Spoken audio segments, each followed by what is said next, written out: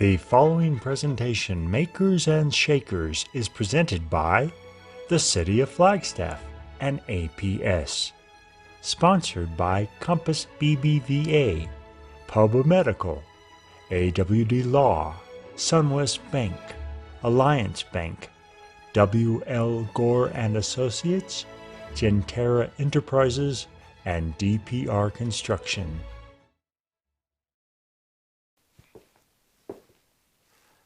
Hello, I'm Scott Hathcock, and it's my pleasure to host Moonshot's first Makers and Shakers, a week-long virtual event to educate and celebrate both startups and aspiring founders. To say that 2020 has been anything but normal would be an understatement. As a business community, we've experienced our share of challenges, learning curves, and losses. But not unlike the startups and the founders we serve, we have also seen great leaps of faith, numerous pivots, and ultimate wins this year because we were not afraid to adapt and keep moving forward. For instance, I'm coming to you live from what looks like a loft with Mount Eldon in the background. But actually, that's not true. I'm actually speaking to you from Moonshot at NACET's brand new digital studio located in Flagstaff at NACET's campus in the incubator building. We've partnered with two of our own incubator businesses, PDR Digital Media and Winter Communication. And just like you, we had to adjust our way of doing business this year. What would have been a year comprised of in-person events ranging from startup pitch events covering Arizona to Moonshot's high school takeover inspiring young entrepreneurs, to our We Mean Business mixers, to delivering workshops and boot camps with our Launch and Learn series. We too have had to go all virtual, but we certainly did not want to give up on our annual year-end celebration of Flagstaff's very own entrepreneurs. So here we are, maybe not in person, but Moonshot at NACET is still hoping we can honor, excite, and inspire those of you who are already on the entrepreneurial pathway and those of you who wish to take the very first steps. This week of programming is all about you. So here's how this will work. Every morning around 8:30 a.m., perhaps as you're making your first or second trip to the old coffee maker, we'll be premiering a series of entrepreneur-minded workshops touching on key building blocks for creating successful startups. On average, the virtual workshops will last 15 minutes to 45 minutes in length per topic. Afterwards, our Moonshot instructors and subject matter experts will be live and online to address any questions or comments that you may have on that particular theme. You can reach us at info@moonshotaz.com. And then around the happiest of hours each night from 5 p.m. to 6:15 p.m., we'll invite you to join us again as we showcase some of the best mission control startup pitches that we've virtually seen and heard this year. Each night we'll conclude with a selection of conversations and/or keynotes with Moonshot founders and friends, followed by a live Q&A session with you, the viewer. So tonight, we sit down with 2019's Moonshot Pioneer Pitch Tour winner, Drinking Horn Meadery, and get a company update from founder Evan Anderson. Following that sit down with Evan, you'll hear from tonight's guest speaker. He is the co-founder and chief science officer at Viome, Inc., adjunct professor at the University of New Mexico, a TEDx speaker, and a good friend of mine, Momo Vujicic. Sound good? Well, let's get it started. Hi there and welcome. My name is Cindy May and I own and operate a marketing agency, Cindy May Marketing. We specialize in marketing for nonprofits and have been doing so for over a decade.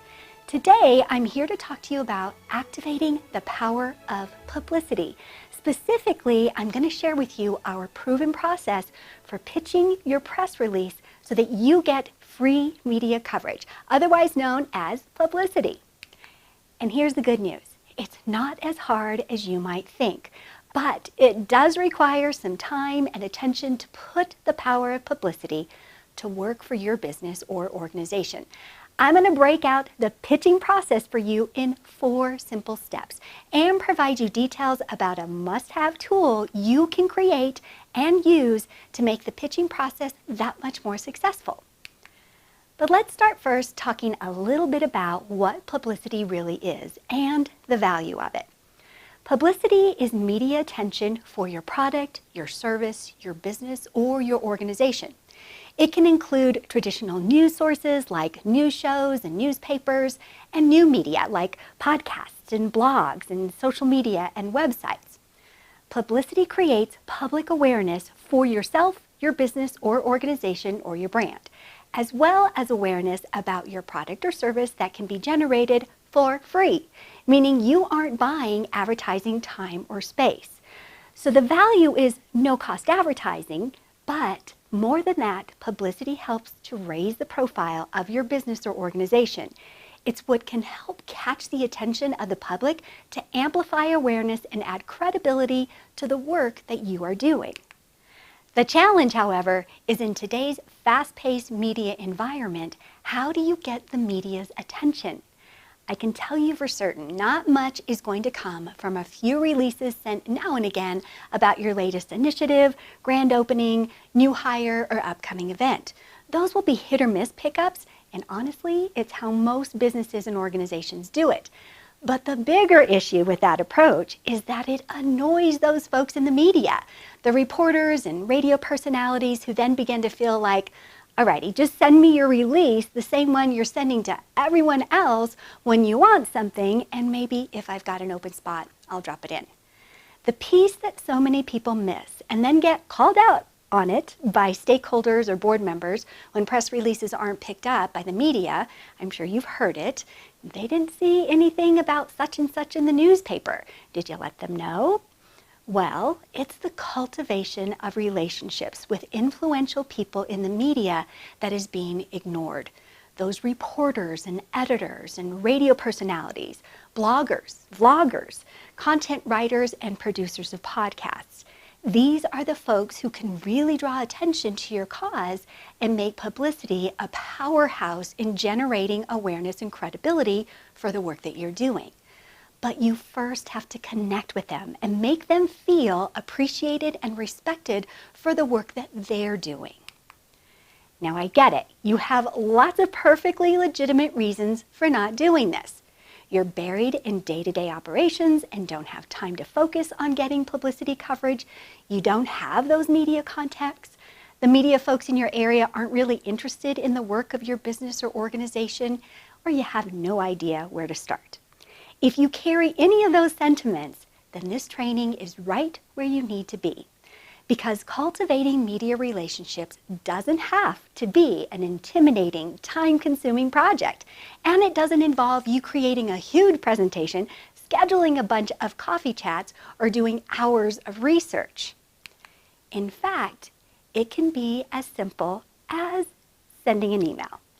Now, I know what you're thinking. Really, Cindy, an email? That's going to do the trick? Well, yes. From my experience, it works, and here's why. It's a matter of meeting them where they're at. These media folks, whether they work for a printed publication or a podcast, a radio show, or a website, they are expected to produce ongoing, fresh content all the time. It's a machine that goes 24/7, 365, and it needs stories to feed it. They are more often than not sitting at a computer, scouring the net, looking for stories and headlines to feed the machine.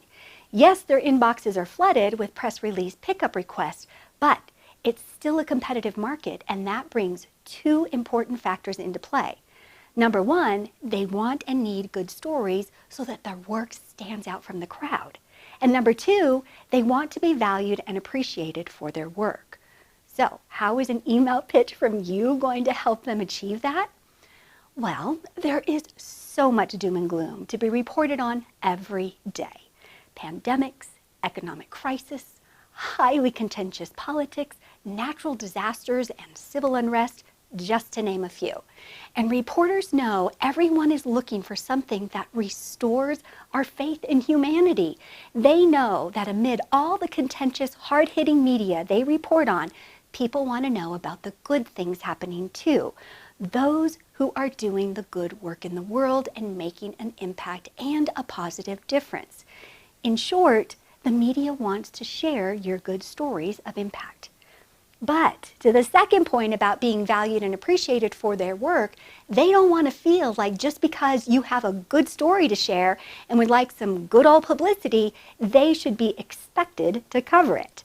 They could very well go to Google, find a good news story that they find intriguing, send an email or give a call, do a quick interview, and write a story that makes them feel valued, appreciated, and respected for their work. So, to address that gap in just sending a mass email to all reporters with a media release attached and a quick, here you go, thanks for sharing, like most people do, and don't get picked up because it's really cold and disrespectful, here's how to make your email pitch align with what the media wants and needs. Just 4 simple steps. Step number 1, do a little research. Figure out who you want to send your email to. If it's a local publication or newscast, find out who's on your beat, meaning the person responsible for coverage related to your topic. If it's a bigger or more specialized outlet, determine the reporter or the writer or the editor who's the best fit for you. Then check out their work and make notes of content that you like or that you found helpful. I'll explain how that fits in a little later when you're reaching out directly. Step number 2, figure out what you can bring to the party. What is it that you can uniquely speak to that would inspire their audiences and make you a good resource for that reporter? Or what story can you suggest the reporter might want to write? This helps define a more targeted and specific approach to your content that will pique the interest of the writer because it's different. It's part of the process of developing what we call your pitch angle. Step number 3, craft an awesome subject line. This is such a key and critical step in the email pitching process. Do not dismiss it. It's what will help you stand out from the numerous generic emails media outlets receive every day.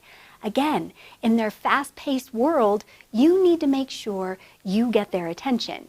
When you're pitching by way of email, your subject line is the first step in getting their attention. They need to see it, read it, and click to open it. That's priority number 1. So let me share some subject line tips that we use when we send email pitches.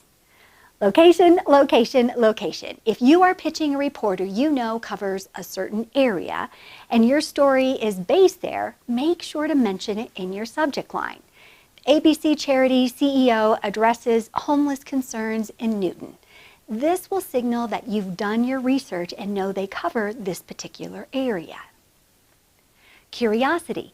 This is a case of less is more. Hinting at something but then leaving out the critical detail will generate an urge to learn more.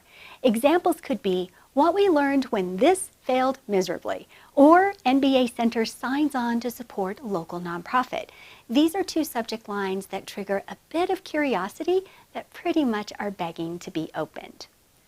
Urgency angle. A good way to do this is to use an embargo to announce something happening soon. Now, a lot of journalists aren't crazy about embargoes, but they do make for urgent subject lines. Including it in your subject line will signal that it's a big announcement and that they're getting a heads up. So just make sure your news is big enough to justify an embargo. Referral. If someone in your network suggests a particular reporter or editor, make sure to note that in the subject line. So for instance, John Smith recommended I get in touch. Straightforward. Being direct and straightforward is sometimes a good strategy too. Just be sure to be brief, 6 to 10 words, and get right to the point. Personal connection. Letting the correspondent know that you are familiar with their work. It's flattering and again will raise curiosity. Something like thoughts about your recent article on XYZ, or some feedback on your story and a question. Those are good examples.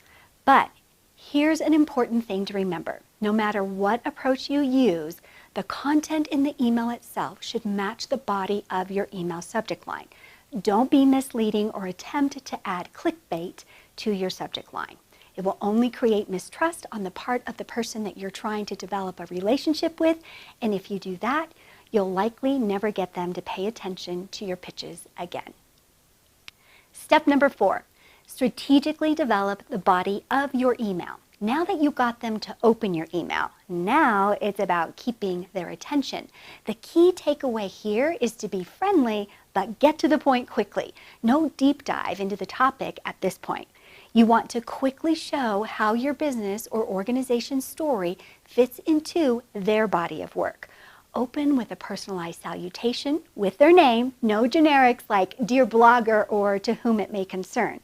The key is building an individual relationship and letting them know right from the beginning, this is not a mass pitch.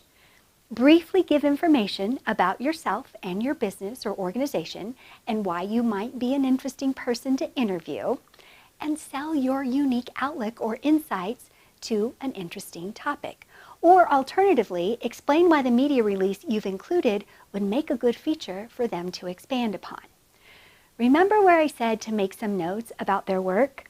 This is where you can use that information to build rapport in your email by referring to their content and showing that you understand their audience and area of focus.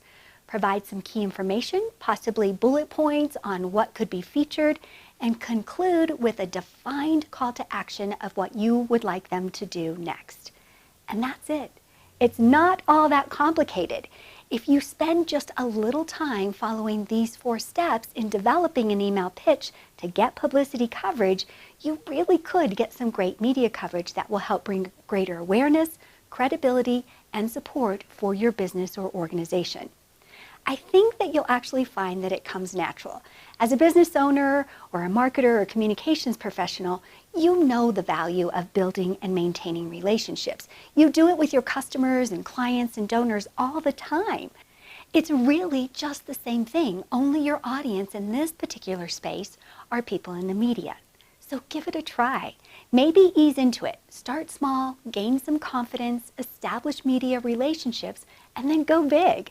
Maybe the first personalized outreach is to the person who writes about community events. Introduce yourself and attach a press release on your upcoming event or fundraiser. Then reach out to a monthly publication and test if there's interest in doing a feature about your business or cause. Is there a local radio show in your area? They probably are anxious to book guests and are looking for leaders in the community who are working to make conditions better. You have a lot of wonderful stories to share. How and why your business or organization got started. Stories about successful clients or customers. The details of your latest initiative or new product. You could also offer your expertise on the larger cause your nonprofit addresses or purpose of your product or business so that these content creators can reach out to you when they need you. That's when you know the relationship is solid.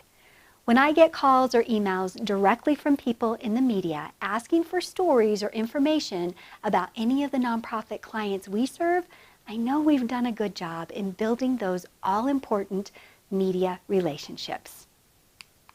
And using the 4-step publicity outreach strategy that I just shared with you today, you can too. You can build and foster relationships that will benefit both your business or organization and the media outlet you are pitching. It's a win-win relationship you're working towards, and those are always the most rewarding, both personally and professionally. Know that you have something of value to share. It's not hype, it's not self-serving, and it's something that deserves to be shared with as many people as possible. Publicity is a powerful marketing tool, my friends. But there's one more piece that can help set up your digital pitch for success. It can be used as part of your initial pitch or after you get a reply from the person you're pitching saying, yes, we'd like to include you in our publication, website, podcast, or whatever medium you're pitching. It's something that will help both you and whomever is covering your story gather information and details so that the process goes smoothly and provides you with the best exposure. Plus, once you do this, you'll be set for a while. A few updates here and there, but all in all, it's a good marketing tool that you'll use over and over again as part of your publicity outreach efforts. So what is it? A digital media kit, also referred to as a press kit. It's simply a pre-packaged set of marketing materials that promote a person, a business, or a cause. And they are a great way to introduce and position your business or organization to people who may not be familiar with it, such as journalists or influencers or event attendees or prospective clients. A media kit is part of what can help you make a good first impression, which means the materials should make people want to learn more about who you are and what you're doing and answer the question, what do I need to know about this business or organization? While a media kit is a collection of information about a business or organization, not all media kits will look the same. In fact, a creative media kit that showcases the brand's personality is much more likely to do its job well and be more successful than a simple set of documents. So let's talk a little bit about the history of media kits to help put into perspective how important they really are and why you really should take the time to develop a media kit of your own. So in March of 2020, digital newsroom designer PR.co published an article tracing the evolution of media kits from the 1960s until today. When media kits were first developed, they were folders containing typed paper and black and white photographs. An Apple media kit from 1993 even included physical slides showcasing their latest technologies. Media kits used to be presented following a pitch at a press conference or other large event, but starting in the early 2000s, the best practice shifted to individual pitches via email. Today, most media kits are pitched via online newsrooms or a web page attached to a company's main site that features all the company's most relevant news and public relations information. Online newsrooms became best practice about 5 years ago, and they served as a replacement to PDF format media kits. So media kits that are live online newsrooms are easy to update, more user-friendly, and able to be indexed by search engines for more online visibility. But throughout the years, one thing has remained the same. The purpose of the media kit is to act as a one-stop shop of information for a journalist or media source to write a feature on the company. Okay, now that you know the importance of a media kit, let's talk about what should be included in your media kit. The options for customization for a media kit and additional information are nearly endless, but these pieces are a good place to start. An About section that describes the brand and the company's history. And just as an FYI, typically it's the About page that gets the most views on websites and in media kits. So it really is a great place to start. Contact information. How to get in contact with you, including a main media contact and a backup with email addresses, cell phone numbers, and links to social channels. You'd be surprised how many folks respond to pitches by way of text, so be sure to include a cell number. Statistics on the business or organization, including date launched, headquarters, employee count, customers served, and anything else that shows credibility in numbers or details. Links to and excerpts from press releases and big announcements that the company has made. This is one of the ways you can leverage publicity. Anything from the past can be used in the future. Media assets, including your logo, branding guidelines, headshots, screenshots from your website, and even videos. Mission and vision statements, and an opt-in form. This is something that is often overlooked, and from personal experience, I can tell you it's really important to include in your digital media kit. Providing reporters the opportunity to get on your email list to stay up to date and informed about what you're doing can sometimes get you publicity coverage without pitching. Believe me, it's happened to us many times, and it is awesome. Like I said earlier, you have so many options to be creative and customize your media kit. These are just a few of the essentials that I would suggest that you would use. And if you'd like my full press room checklist, you can download it for free by going to cindymaymarketing.com/blog/42, or listen to my podcast, episode 42 of Smart Marketing for Small Nonprofits. I've got more details about setting up an online press room with some examples if that would be helpful for you. So with the information I've just shared with you here, I hope you'll give it a go. Make that email pitch. It's not hard. Just follow the 4 steps I shared with you. Develop a media kit so you've got what you need to follow through on the pitch with credibility and influence, and you'll be amazed at what comes your way. Because when you secure coverage from a local news organization or a magazine or a podcast or content site, it's like placing a megaphone in your hands. The story about your business or organization and the impact you're making reaches a much wider audience.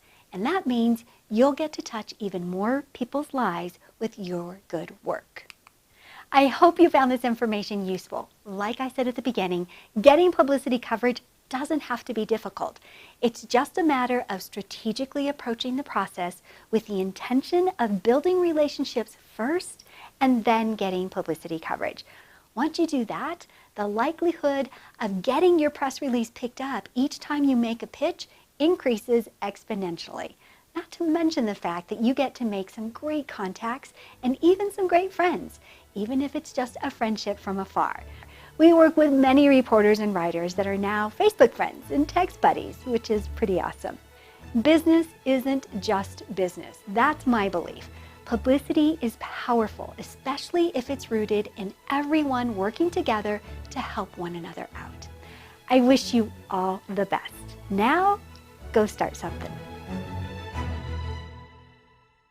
This is a gift that you're giving your family. Allows both you to make sure your wishes are met, but it also ensures that your family won't have to make these hard decisions. Well, an estate is what the court defines as your assets after you're gone. Estate plan lays out your exact wishes, which allows your family to know what you want to happen and make sure that it happens. Another part of the estate planning process is laying out who will take care of your kids. Appointing a guardian and conservator for your kids. Remove some of the uncertainty for them. An estate plan's not effective if it's not done properly. Then the state of Arizona decides what happens with your assets and who will take care of your children. We're Northern Arizona's law firm. It's pretty easy to put off an estate plan. No one wants to think about when they're gonna die. Just having the estate plan in place is just ease of mind both for you and your family members. If you'd like to get the estate planning process started, please call AWD for a free consultation.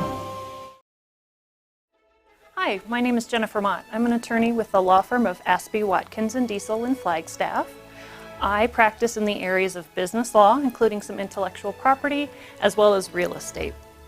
What I'm here to talk to you about today is lessons that I've learned working business divorce cases. Now, as part of my business law practice, I work with new businesses, getting them off the ground, forming the entities, and then eventually that evolves into corporate counseling over time. On the flip side, I also work with businesses that have reached a point where they can no longer work together and the owners have to find a solution and get out. So I do have to say, because I'm a lawyer, I've got to do the disclaimer, this is not legal advice.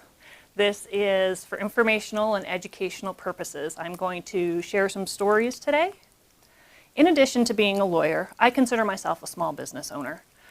Prior to my time at Aspey, Watkins & Diesel, I spent about 9 years with one other lawyer building a law firm from the ground up. And while I'm appreciative of the firm that I'm at now, I also have a background as a small business owner. So as I stand here and talk to everybody today, I come at you with this background, both the legal background and the small business owner.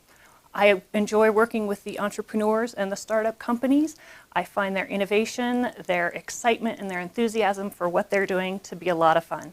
So today, I'm going to take what I've learned as a small business owner and a lawyer, and I'm going to talk about lessons that I have learned. Before I get into the lessons learned from business divorce, I think I need to explain what I mean by a business divorce. This isn't a husband and wife that have to decide who gets what business interest. This is when the founders or the owners of a company reach an impasse. They can no longer cooperate and act as a cohesive unit. Instead, things tend to devolve and more time is spent focusing on what's wrong instead of building the business. So by the time the business divorce clients get to my office, there tends to be some problems and some animosity and a lot of emotion that gets built up. So the two most common structures that we see for startup companies and for small businesses are going to be corporations and limited liability companies. Now, a corporation is owned by shareholders, governed by a board of directors, operated by officers, and when there's money to share, that gets paid to the shareholders as a dividend. The agreement that governs the relationship between these parties is called the bylaws. Now, on a limited liability company, the owners are going to be called members. There may or may not be a manager. It depends on the structure. There are member-managed LLCs and manager-managed LLCs, and that tends to be a mouthful. I interchangeably use the term partner because it flows a little bit more easily. When the owners of the business get paid, they're paid in something called distributions, so dividends and distributions. And I note that there may be an operating agreement for your limited liability company, in part because there are some new changes to the LLC Act that we'll talk about later, where even if your operating agreement isn't called an operating agreement, you still may be bound by the terms of a writing or maybe even a verbal agreement. So what I hope to do today, regardless of your corporate structure, regardless of the form of entity that you have, find some themes and some ideas that will help you and your business partners build a successful business and avoid problems down the road. My first lesson is consult a CPA. It's really easy to form a business. There's some filings that you do with the Arizona Corporation Commission or maybe the Secretary of State, depending on the state that you're in. And it's really easy to sign off on a template that you get from LegalZoom or something that you find online. There's a lot of great resources out there. But I always recommend, one of the first things I recommend to my clients before we even decide on a business entity is to consult your CPA. Let's make the best use of this tax treatment that your company is going to get. And what we can do as the lawyers is we can craft around it. With the corporations, with a limited liability company, with the flexibility of contracting, there's a pretty good chance that we can build a structure that meets your tax goals. Additionally, I highly encourage my clients to get their books set up properly. A lot of folks come in with experience. They've got bookkeepers, that's part of someone's contribution to the company, to the startup. But having the advice of a certified public accountant can get your books set up properly in the first place. Now, a lot of people say, well, it's expensive, I don't really need it.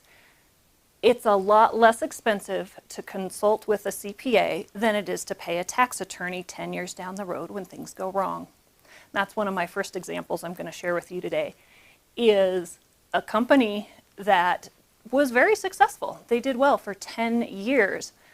But they had mischaracterized their salaries and their dividends. So as the years went on, this tax liability built up.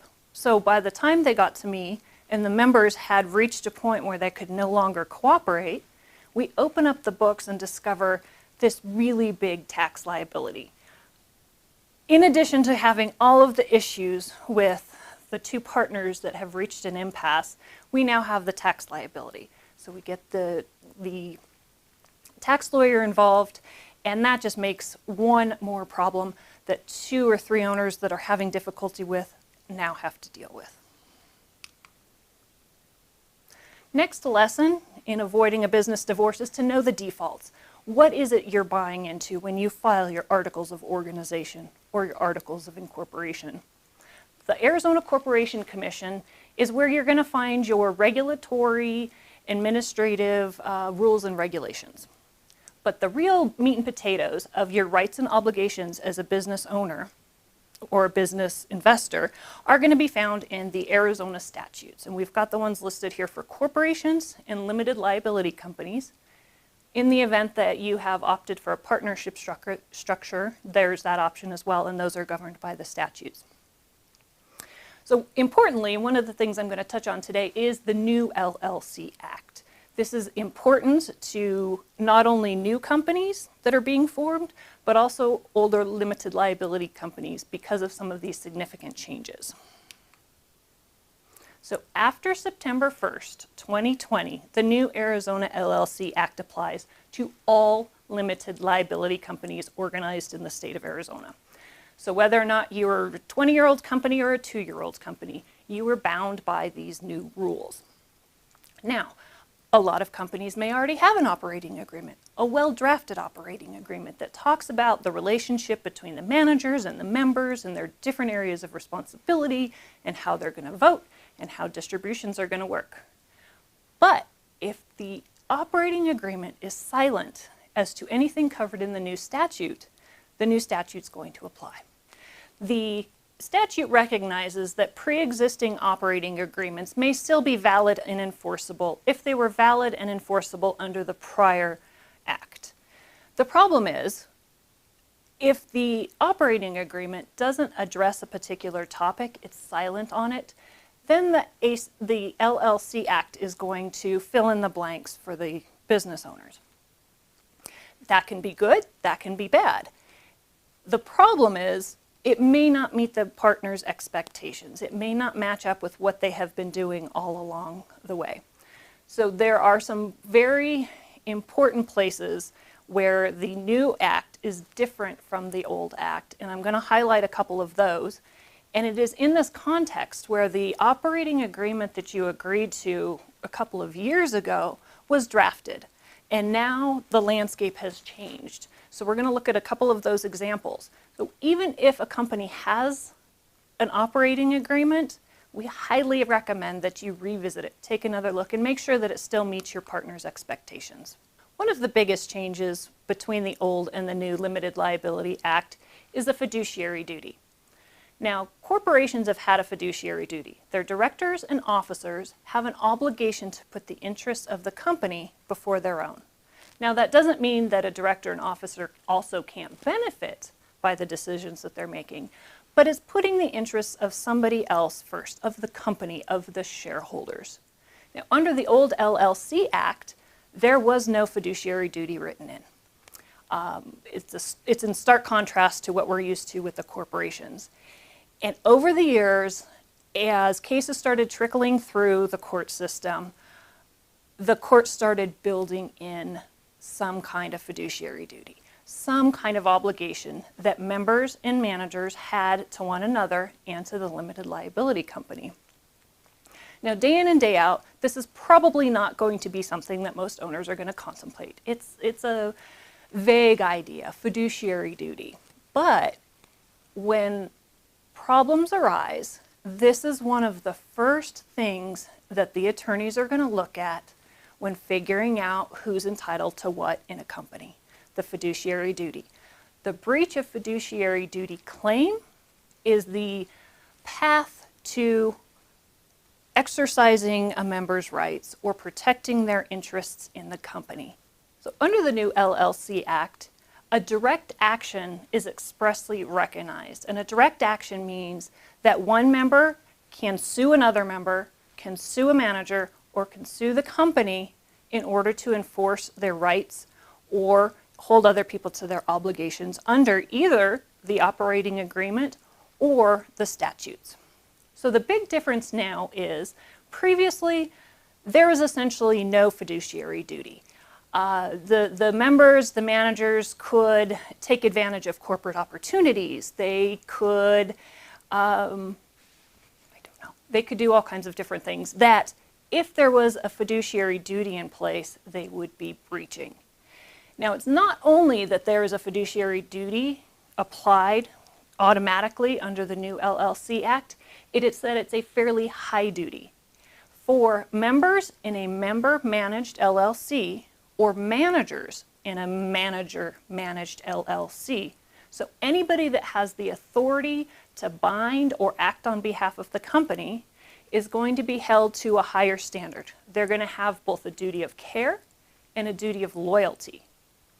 There's nuances between the two, but in short, the duty of loyalty means that the partners can't compete.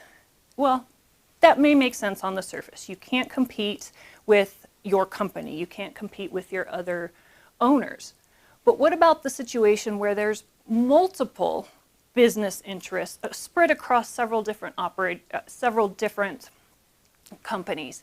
And the one owner's invested in all of them, operating in all of them. Under the default rules, that could be viewed as a breach of the duty of loyalty, simply by being in an industry and being a member of two of these different companies that are operating in the same space. So this is something very different than what was in place before. So when I talk about revisiting your old operating agreement, this is one of the main reasons, because there was no duty before. So why would a lawyer write out a fiduciary duty if it didn't exist in the first place? And that gets me to another point about operating agreements and the Limited Liability Company Act. With few exceptions, the owners have the opportunity to agree to something other than what's in the act. So this gives them the opportunity to structure, to have some freedom in the way that they want to operate their business. But if they're not agreeing, then the default rules apply. So there is some flexibility to back off of some of these rules. The duty of fair dealing, of good faith and fair dealing, that is something that cannot be written out. It's one of the baseline, you have to deal fairly with everybody. Another provision in the new LLC Act that may catch some people off guard is distributions. That payment made to owners simply by being an owner, not a salary that they have to earn. So let's take ABC Enterprises, not the most creative company name, but let's say member A owns 70%, B owns 20%, and C owns 10% of the company. And on a side note, with an LLC, it always has to equal 100%. 100% of the company always has to be owned. That's slightly different than corporations where they can hold back some stock, but in the LLC, it's always got to be 100% owned. So somebody's always got to own it. Now, under the LLC Act, a distribution is made in equal shares among the members. So if there's $90,000, we had a great year, $90,000 to distribute to A, B, and C. Under the default rules of the statute, everybody's going to get $30,000.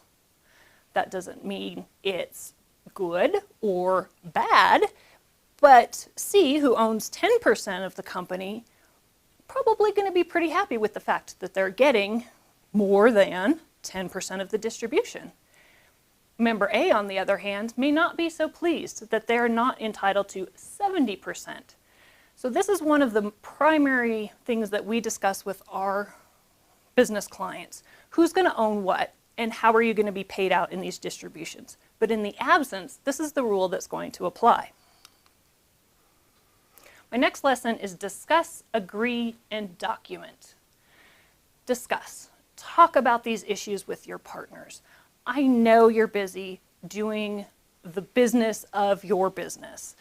You're manufacturing, you're meeting with vendors, you're working with your sales team. There's 100 other things to do in an LLC or in a corporation just to pay the bills and keep the lights on. But some of the conversations and the topics that I'm bringing up here today are things that will bring up some issues that will hopefully avoid these divorces down the road. Agree. Agree on these things. Now, you're not going to agree on everything. What color of blue are you going to use for the logo? That's not what I mean by agree. If the business owners aren't going to agree on big picture items early on in the relationship, maybe that should be a red flag, that there's a different path forward for these owners. Because sweeping it under the rug usually doesn't resolve the matter. And when things come back out from under the rug later on, it's not necessarily at a good time. So agreeing on the big picture items is important. Next, document. Write it down. Not only is it a good practice, but it provides for some predictability. And under the new LLC Act, there are some additional reasons to do this. Operating agreement is defined in the Act as an agreement of all the members, that makes sense, whether or not it's entitled an operating agreement, and whether it's verbal, implied, in a record, or any combination of those. So as a lawyer, This makes me incredibly nervous for my transactional clients and a little excited for the disputes, because this has the potential to really create a lot of disputes. When you can rely on a verbal agreement, memories change, memories fade, people's understanding is different. So to go back in time and to try to recreate that and hold your business partner to it, that can be very difficult to do.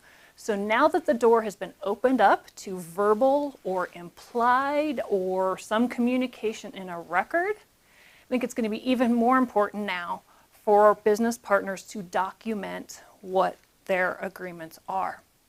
And one tip when you do this, we like to write in a provision where any changes to the operating agreement have to be in writing. So then we exclude all of the extraneous verbal agreements. We've got one document that you sign.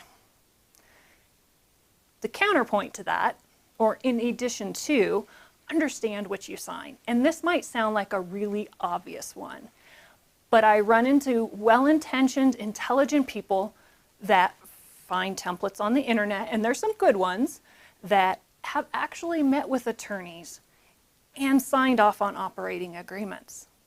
And 2, 3, 4 years down the road, when they're on the verge of a business divorce and no longer able to communicate and cooperate, we pull out the operating agreement and lo and behold, they don't know what it says. They signed it because a lawyer put it in front of them. And that's great that you have that faith in a lawyer, but if it doesn't reflect your agreement, there's a chance you're still going to be held to it. So despite the broad definition of an operating agreement, verbal, implied, there's also something called the parole evidence rule, where anything beyond the four corners of the document that contradicts or varies the terms of the agreement is going to be excluded.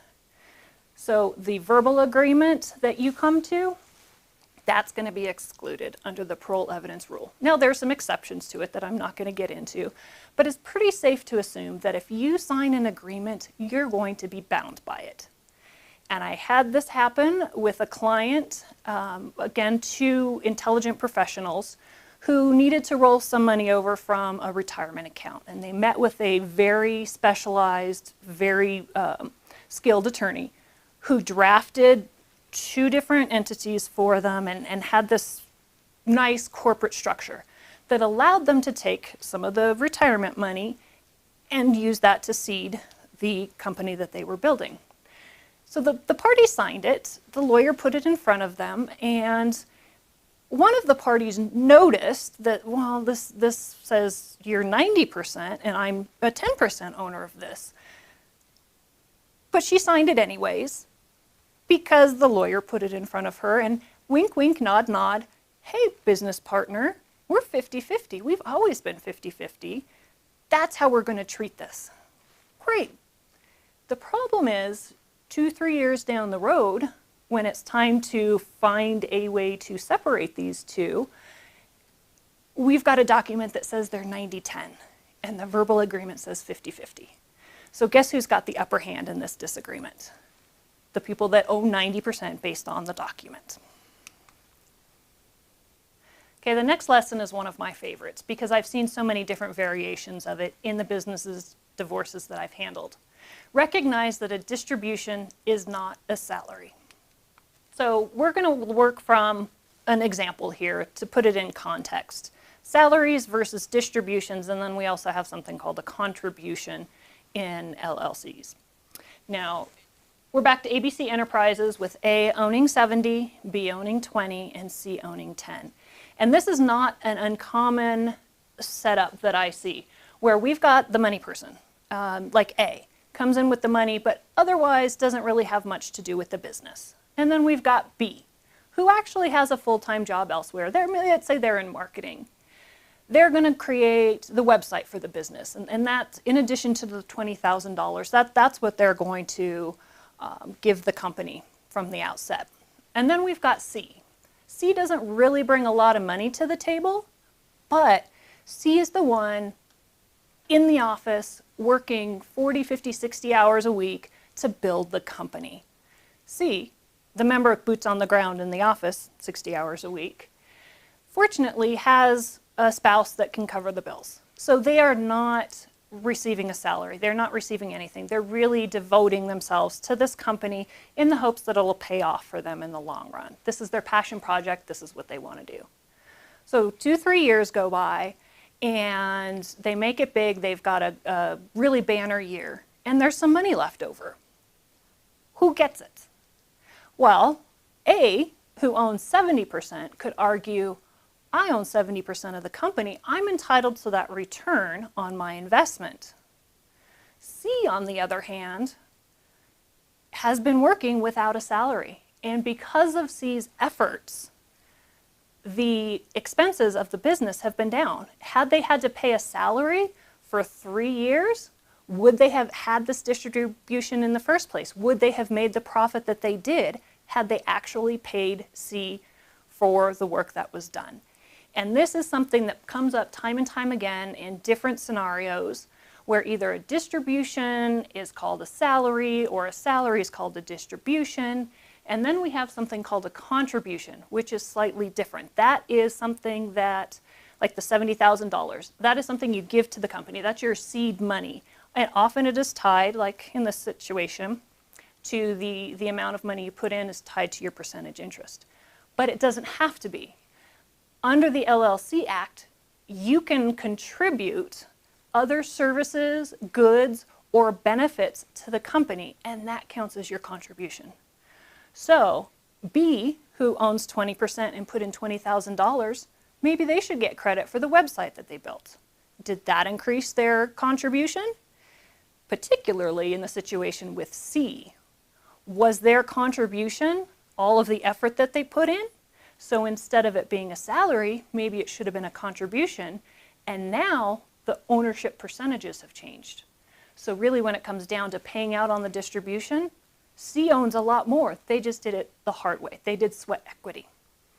So these are all questions that the owners can talk about and discuss because there doesn't have to be one right way of doing it. That's why it's so important to understand what the default rules are because that's what's going to apply if you don't have these conversations. The next lesson I've learned from business divorces is to build off-ramps. Give partners a way to peacefully transition out of the corporation, out of the LLC. Now with a limited liability company, the rules are a little stricter. They are addressed in the default rules, but frankly, I don't think that many people would find the withdrawal, or now they're called dissociation rules, to be something that I would recommend for my client. So take the opportunity to create a buy-sell, to think about how the partners can get out of it when it's time for them to transition. So many of the business divorces that I end up working on are because there is no off-ramp. There is no peaceful way to transition the company. So circling back to a prior lesson about documentation, this is another critical area that you want to document in your operating agreement or a buy-sell agreement, because what you're going to find in the statute is probably not going to be your first, second, or third choice. Next lesson, treat the company like a separate entity, because it is. It is not an extension of the owners. A company can contract, it can own assets, it can sue, it can be sued. So it's important to maintain the corporate entity as a separate being apart from the owners. One of the main reasons to operate under an entity, whether it's a corporation or a limited liability company, is this idea of protecting personal assets, protecting you from personal liability. So you've got the corporate form there, whether it's the LLC or the corporation, and that stands between potential claims and your personal assets. So if you are not treating the corporation like a corporation or the company like a company, that gives a crack in the corporate shield and an opportunity for someone to what we call pierce the corporate veil, where we pull it back and we look and we see that individual, that owner, is not really operating this company the way it should be. And judge, don't honor that corporate form. Let us get to those assets. Unfortunately, it happens. So in addition to meeting with your CPA and getting your books set up properly, keep in mind that this is also a way of protecting yourself, your assets, and your family. So don't overlap your personal funds. Don't commingle with the business. If you put $5,000 into the business account, write it down. Was that a loan? Was that a contribution? Because at the end of the day, when we open up the books, which we always open up the books in these business divorce cases, are you going to have a clean set? Are we going to be able to document that you treated the company as if it was a separate entity? Next lesson, don't overlook the spouses.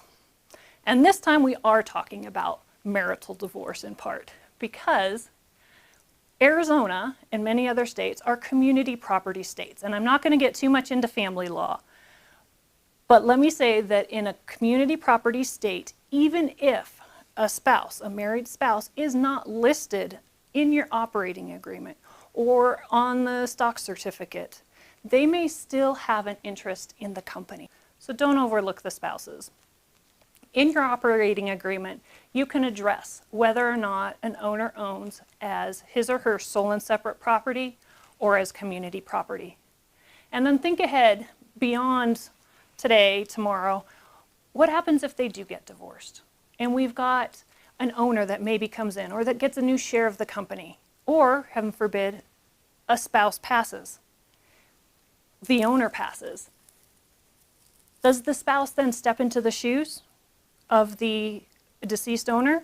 Now, the LLC Act does deal with it. There's some provisions for that. But again, it may not be the way that the parties intend. I've had it happen. It was very unfortunate. Two young business partners had a great thing going, and one of them passed unexpectedly.